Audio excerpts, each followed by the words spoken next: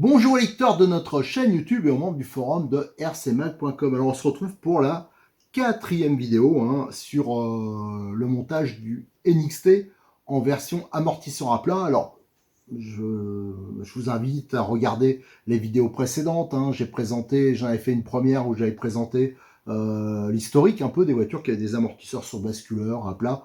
Donc il y avait plusieurs systèmes. Donc j'avais montré les Yankees, j'avais montré l'Arrow, le Rush. Voilà, c'était essentiellement des voitures françaises que ça avait bien marché à l'époque. Là, il y a une petite mode qui est revenue avec la Gamma qui est sortie.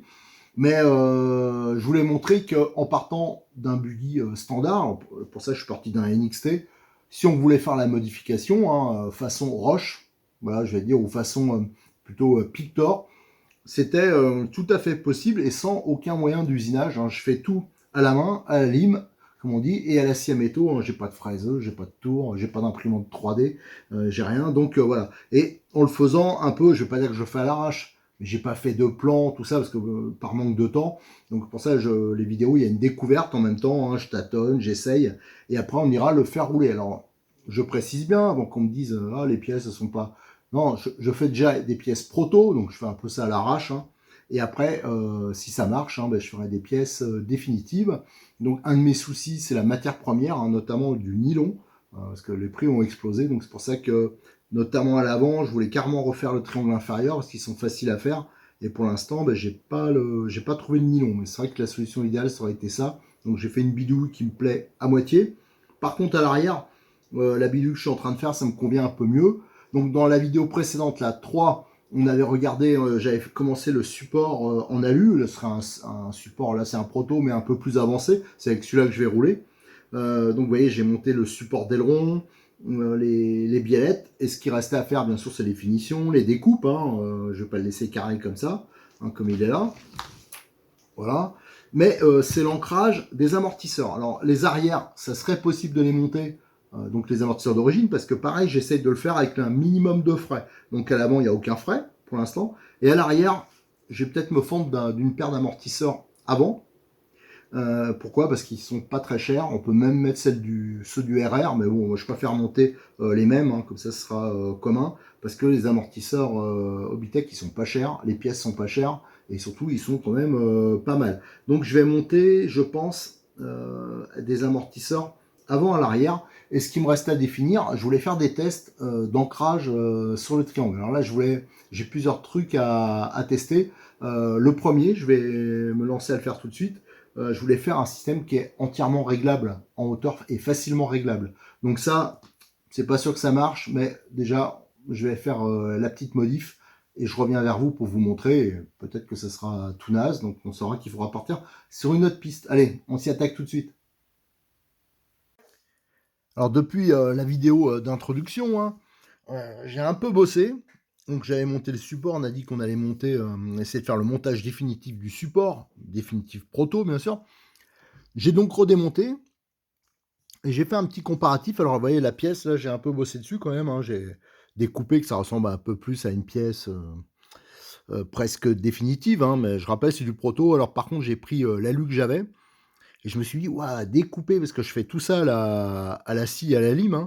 Je me suis dit, alors pour ça, j'ai pas fait des finitions extraordinaires, mais bon, j'ai quand même l'impression qu'elle est correcte, la pièce. Pour scier ça, j'ai dit, mais c'est pas possible à percer, scier. Et après, je me suis aperçu que j'avais pris, je pensais que j'avais que des plaques en 4, et en fin de compte, c'était une plaque en 5 mm. Donc là, ça risque pas de plier, c'est plutôt du balèze. Donc du coup, le poids, ça fait 31 grammes. Donc ça va pour une plaque de 5, donc c'est vrai qu'on peut gagner du poids encore, même par la forme. Là, j'ai mis des trous pour les fixations d'amortisseurs qui serviront peut-être pas. La pièce définitive elle sera sûrement assez différente.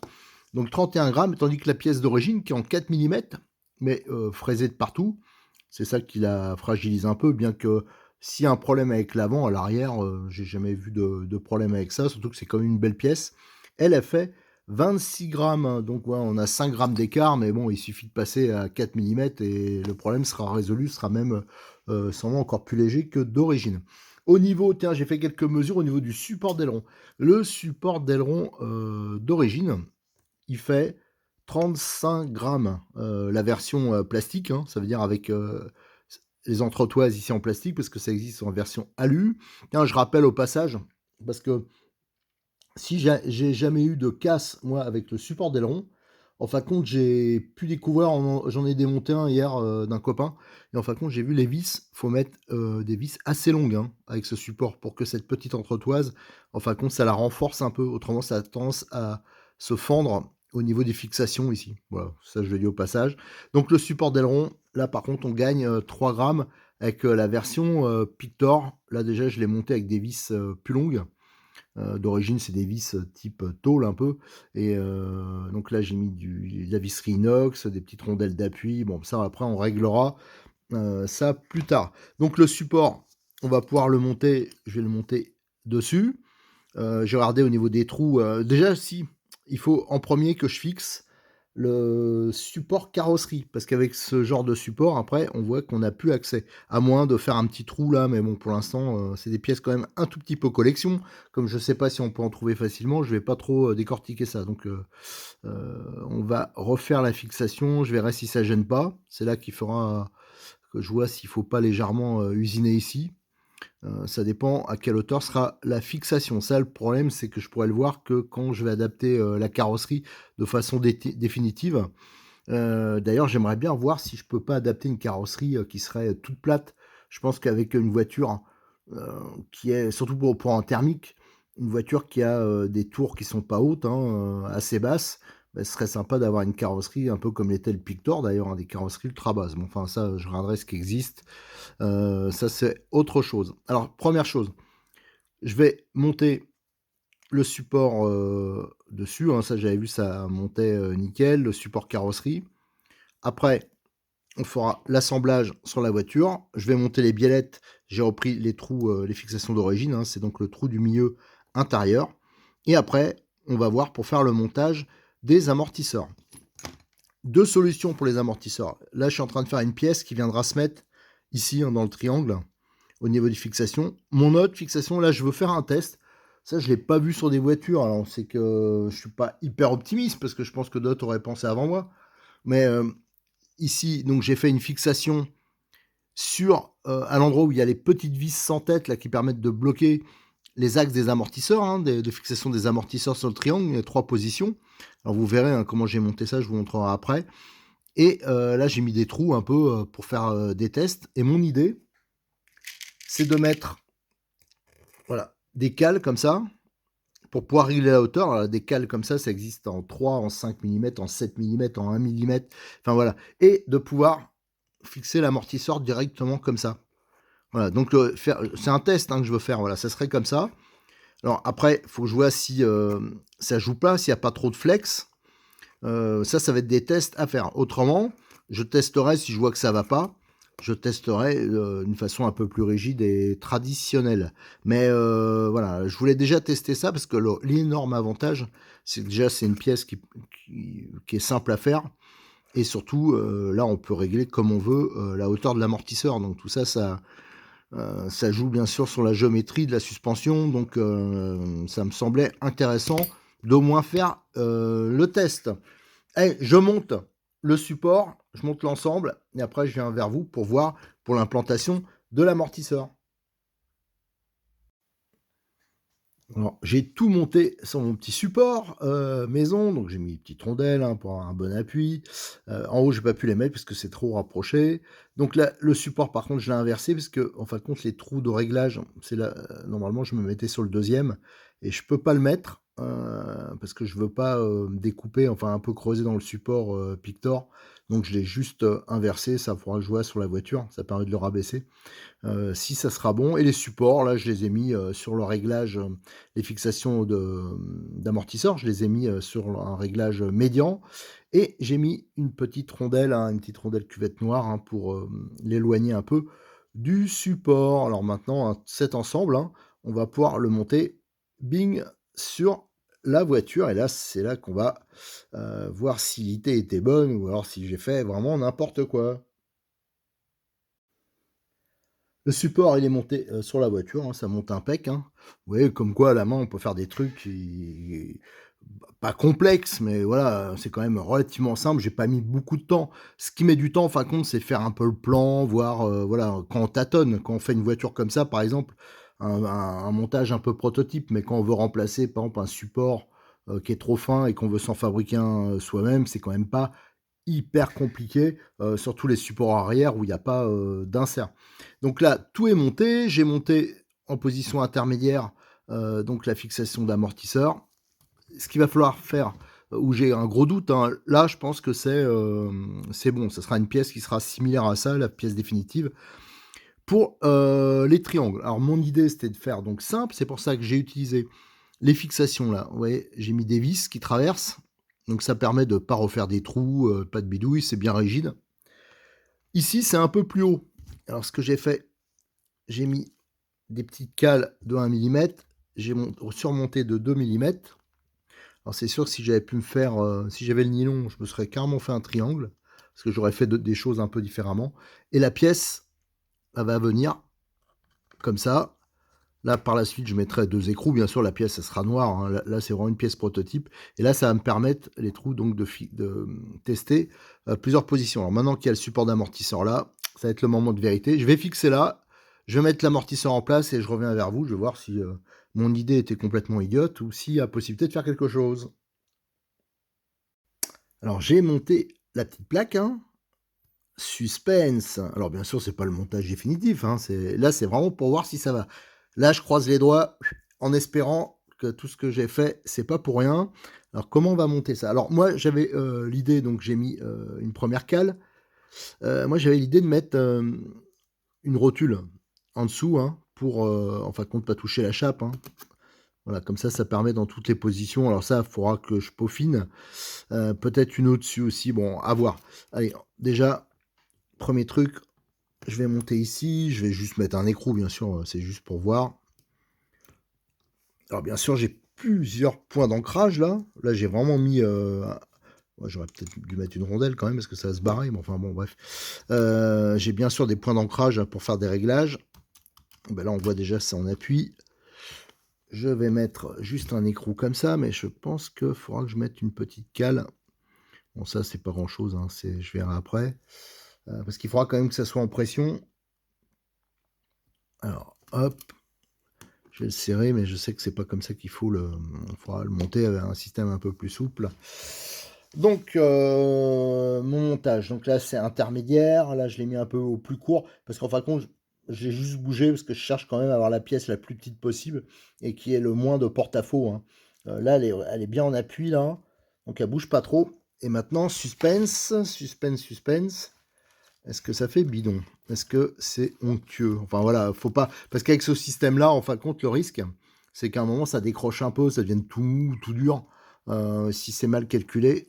Et là, alors après, les ressorts, je suis pas sûr qu'ils soient bien adaptés. La barre anti-roulis non plus, hein, c'est la même chose qu'à l'avant. Avec un montage comme ça, normalement, on met des barres beaucoup plus fines. Alors ça existe, ce qui est bien, c'est que pour le NXT, il y a une option où il y a plein de barres, il y en a 6, je crois, 5 ou 6, de plein de diamètres, et c'est pas cher, quoi. Ça vaut, je vais pas dire que ça vaut le prix d'une barre dans d'autres marques, mais pas loin, quoi. Mais ça, j'avoue que je ne l'ai pas. Alors ça, il faudra peut-être que je prenne pour mettre des barres, parce que celles-là, sur le NXT, elles sont déjà balèzes d'origine. Et là, c'est sûr qu'avec des amortisseurs à plat, comme ça, à vrai dire, je pense que c'est pas trop mauvais. C'est pas trop mauvais, et mon système, en fin de compte, donc il serait réglable, qu'on peut régler en hauteur, hein, pour ajuster l'efficacité.